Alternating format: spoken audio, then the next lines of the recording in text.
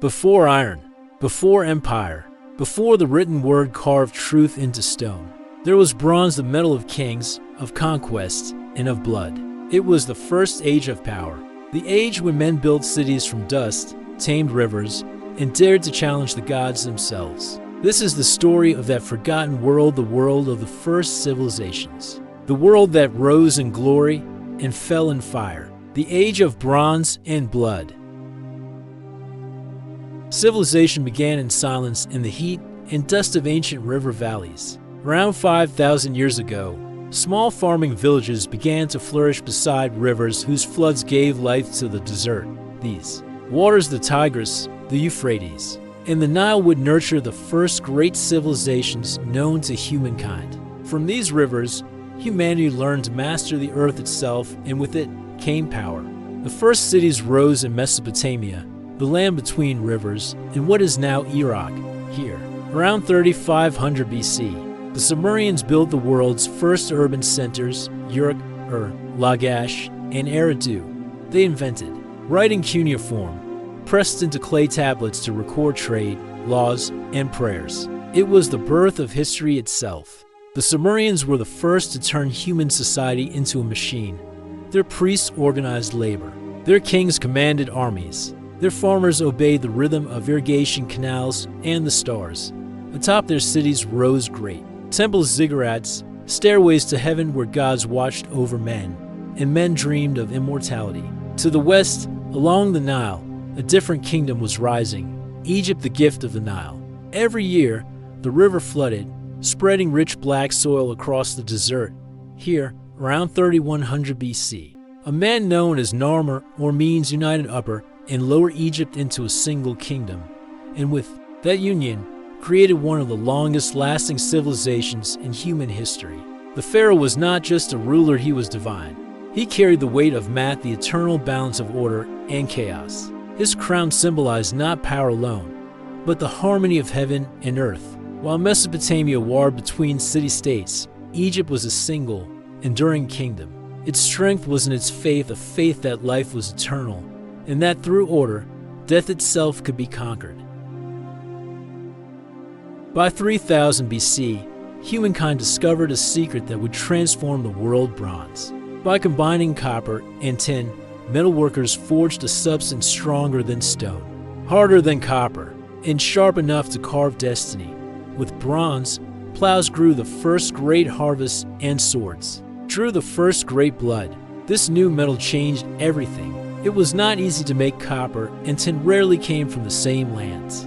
To forge bronze, empires needed trade, and thus the Bronze Age gave birth to commerce, diplomacy, and warfare on an unprecedented scale.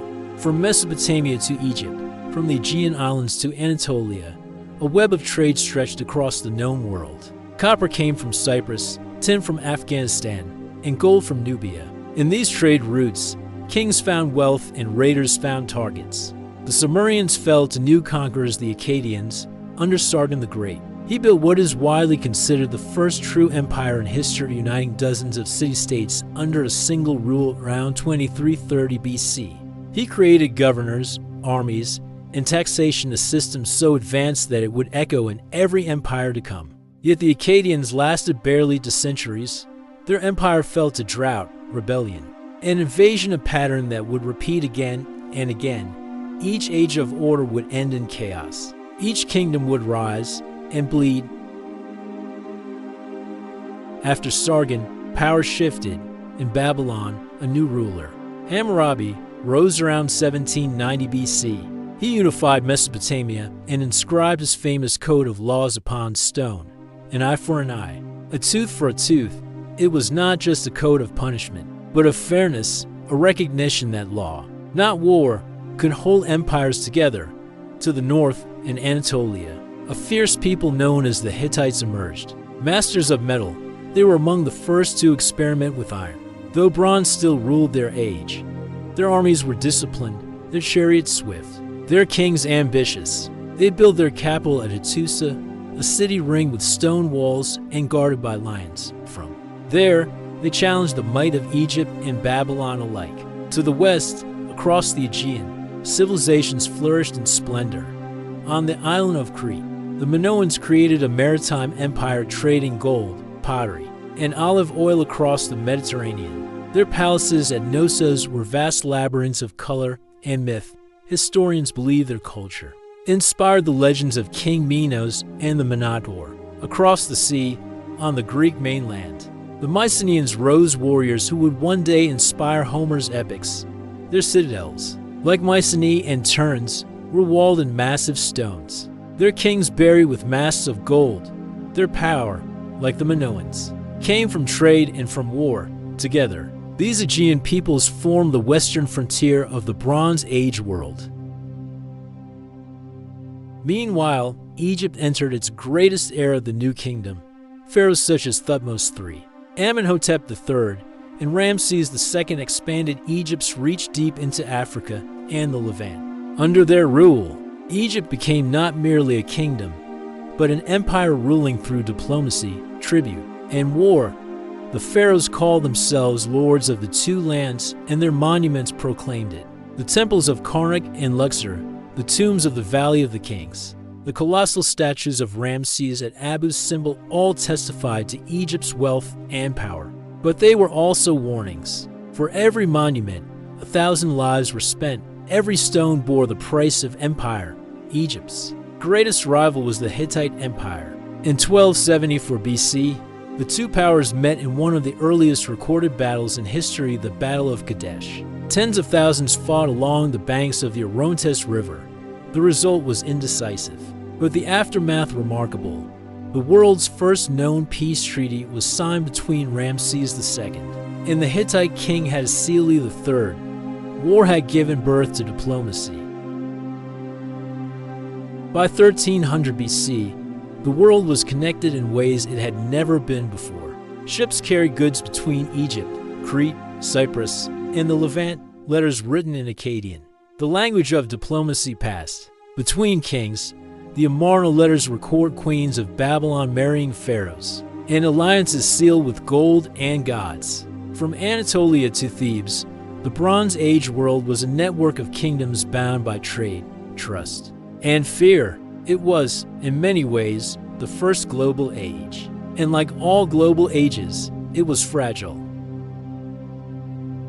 Around 1200 BC, the world began to unravel. The causes remain one of history's greatest mysteries. What we know is that, within a century, nearly every major power of the Bronze Age collapsed. The Hittite Empire vanished, the Mycenaean kingdoms fell into ruin, Egypt barely survived, its borders shrinking and its people starving.